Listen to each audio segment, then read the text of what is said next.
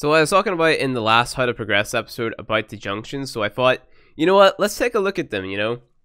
Like, there's no reason not to take a look at these Junctions and criticize them for what they are, so we're just going to be going through all of them from, you know, Earth to wherever, Sedna, you know? So, the first one that the player will come in contact with is the Venus Junction, so complete the quest Force Prize, nothing wrong with that. Collect 20 mods, nothing wrong with that. Apply 4 mods to a single Warframe or weapon, nothing wrong with that. Upgrade any mod to rank 2 or higher through the fusion process, nothing wrong with that. And defeat 3 Xmas enemies on Earth. Again, nothing wrong with that. As long as you put the Xmas enemies, like, you know, just throughout missions that the player would actually play to get to this junction, then that is completely fine. You also need to tell the player about the junctions itself, because many players probably won't know that they have to actually, you know, do certain requirements or actually meet these requirements to progress to the next planet until they actually get to the point of the junction, which may, you know, seem a little bit, you know, annoying, I guess. That's what I would say. So, moving on a little bit over to Jupiter right here. Not Jupiter, Venus. They look the same. Sorry, guys. I'm sorry. Defeat the Jackal boss at Fossa. There's nothing telling you to really, you know, how to kill him or anything, but I guess it's not too bad. Complete 10 waves of defense at Teresa in a single mission. No. No, I don't agree with this one. It just adds grind. It's a stupid requirement. Take it out. Rescue a hostage. I guess that's totally fine. Defeat Xmas enemies on Venus, or 10 Xmas enemies. 10 Xmas enemies is a lot.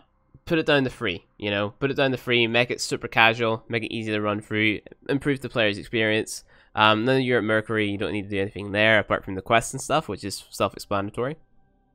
Over here we have complete the quest once awaked. Completely fine. Defeat 150 Grenier enemies on Earth. Now, unless the player does an endurance run on something like, you know, Everest or something, they're not going to meet that challenge pretty easily, but, you know, you kind of have to say, okay, explain it somehow. Say endurance missions are good for killing a lot of enemies, getting a lot of mods, things like that there. Click 500 Rubido. I don't think that this is a good requirement because it's forcing a player to go and grind for something and then complete Susei on Mercury, which again is pretty fine. If we move over to Mars here, the first one the player will be going for is Phobos because they need to do this to basically complete the one going towards Ceres. So if we take a look here, defeat 150 enemies in a single mission. Again, I'm not a fan of defeating X amount of enemies. It just adds grind. Scan 3 Cephalon fragments. I'm not a fan of this one either. The open 3 lift void relics is the only one I agree with there. Scanning is just boring, and it's frustrating if a player can't find it, doesn't know where to look. And then defeating 150 enemies, it just adds grind. So you could add something different, better there, which would, you know, improve the player's experience. Like, you know, match a polarity or something like that there to show the player, hey, look, this halves the cost of your mod, or something along those lines. Build a weapon that has X amount of slash damage on it, something like that there. Make the player do something. So let's see, or make them build the Boltor, make them build that weapon so they can use it. You know, just force them to do something. If we move over to, let's say, here we are at Phobos, so we don't need to do anything there. We're just looking at the junctions. We move on to the Ceres junction then. Defeat the Sergeant on Eliad Phobos, nothing wrong with that. Defeat Lich Krill on War, nothing wrong with that. Defeat 300 Arid Grenier enemies on Mars. Again, nothing is wrong with that in my opinion. Refine a Void Relic, again, nothing wrong with that there. This is all hitting, you know, what it should be hitting. We move over here to Ceres. Let's see what the thing is. Complete the quest Arcwing, nothing wrong with that. Defeat Vor and Krill on Exta series, that's completely fine. Survive 10 minutes or more on Draco. Again, I'm not a fan of those because it's making you do that for like literally no reason. Defeat a Prosecutor on series, again, the player isn't going to know what that there is. Make it so that that Prosecutor is easily found in an Exterminate mission or something of the sort, rather than making them go 15 waves in defense or 15 minutes in the survival just to find and kill one enemy. That's boring and very annoying. Moving on yet again down to Jupiter right here. You can go to Europa and Saturn from here. So Europa, let's see what you need to do. Complete the quest of Stolen Dreams, completely fine. Complete Tishub in the Void, completely fine. And craft a Warframe Spectre. You don't need to craft a Warframe Spectre because they don't do anything, so I don't understand why that's there. Let's go over to Saturn right here. Complete quest, New Strange, defeat Alad V on Phemisto, defeat Raptor, completely fine. It's just killing the bosses, totally awesome. Showing the player you can get these frames from here. Let's see, go to Uranus, or Saturn Junction, or Uranus Junction, whatever.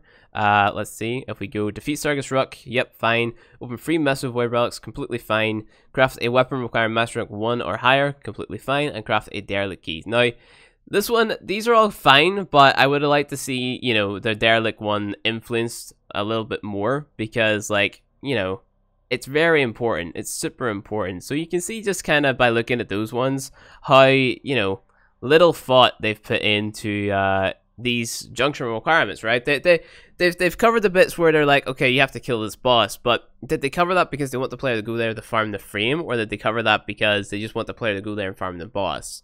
You know, you really have to emphasize to the player that, like, you know, you're going to get a Warframe part from these bosses. You know, there has to be something in the game that tells them that. So then they don't say, okay, well, this game's pay to win or something of the sort. Because they might just play these boss missions once and then never go back to them and say, well, okay, I only got lucky systems from that boss. What's the point in me going back there if I'm just going to get lucky systems again? Because they don't know that they have to keep on replaying that mission unless told otherwise by another player, which is an outside source to your game. Moving on to the Uranus Junction, though, complete the quest Nata, fine with that. Defeat Tal Regor, fine with that. Complete any 5 missions on Uranus with only your melee weapon. This is a gimmick one, and it's just stupid. I know, I understand that it might show the player that they might get more XP or something, but at this point they'll have a level 30 melee weapon, which is, you know, totally fine. Moving on, open free caches during the sabotage. Again, I get it, but it's bad. It's a bad one because you have to go around and looking for it. And the player should just be able to, like, run around and find that on their own, like, if they really had to complete those free caches. I mean, it's nice to point out that there's caches around which give them more rewards, but this one's just annoying, and it stops that player's progression a lot and makes them look up a guide on how to find the caches or something like that there. That's just my opinion. Obviously, you know, you guys might have a different opinion to that there, but that's my opinion about it. So moving on to Neptune, going to Pluto Junction, sorry. Completing the quest Second Dream. You know, that's a great quest. There's no reason not to do it. Defeat the Hyena back. Again, no reason not to do it. Complete the Corpus Spy mission with 3 successful data extractions on Neptune. That one I can see because you get Ivara and stuff, but at the same time, does the player really have to do that? Other than just explaining it to them that, hey, if you get all 3 of them, you get more rewards. I guess the Lotus kind of chimes these things in whenever you're playing through the mission casually. But, like, you know, it's not enough to really emphasize it and say, hey, you do this, and then you know, you get this thing. Let's go to the Ares Junction first here. So find and defeat Lephantis in Derelict, totally fine with that. Open 3 Neo Void Relics, totally fine with that. Include 15 waves of defense on Stoffler on Lua. I'm not a big fan of that one because it just says, okay, well, here's one of the best leveling spots in the game. Just go do 15 waves there. You know, I guess it's okay, but at the same time, it's kind of like, well, why bother? You know, why is that there? Just put something in there that will help the player a little bit more and explain why in some way, shape, or form.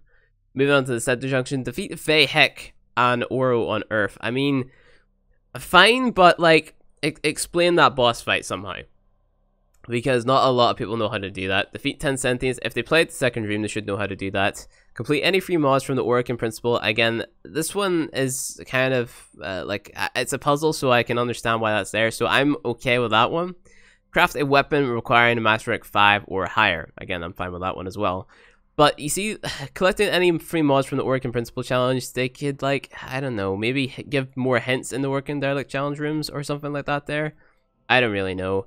And then moving on to the final planet, Sedna, which then just links to the void. There's nothing here to see. So that's all the junctions. I don't know. I think most of those junctions, just going through and reading them, there's not a lot of, like, explanation or purpose behind a lot of the requirements, like, you know, killing a certain amount of Xmas enemies or surviving an amount of time on a planet. Of course, you get nice rewards, but there's no way to sort of just scroll through the rewards without having to hover over this thing for a long time. I did notice, though, whenever I was going through them, some of them do drop the elemental mods. Not all of them, though, which is, I don't want to say it's a problem, because it's good that they're actually giving those to the player. But the importance of those mods has to be emphasized to the player. So there's Fever Strike right there. It has to be emphasized to the player, you know? So let's see. We go to Kraken, and we go to Cypher, and then we go to Fast Dancing. So some mods are good and then others are bad, and then, you know, it's kind of just like meh, whatever. So yeah, enhanced durability, you know, it's give or take. So I don't know, what do you guys think about those junction requirements? We can talk about them again in a later video. Leave your thoughts and opinions down in the comment section below. Like, I feel like a lot of those are very lackluster sort of requirements and then rewards. you know, they don't have a lot of purpose behind them, and there's not a lot of explanation. So leave down in the comment section below how you would improve the junction system as it currently stands, because it is definitely something that needs improving. So that is going to be it for this video, guys. If you enjoyed it, hit that like button below, hit subscribe for more Warframe content, leave a comment stating your opinion and stuff, give tips and tricks for the developers, and I'll see you guys next time.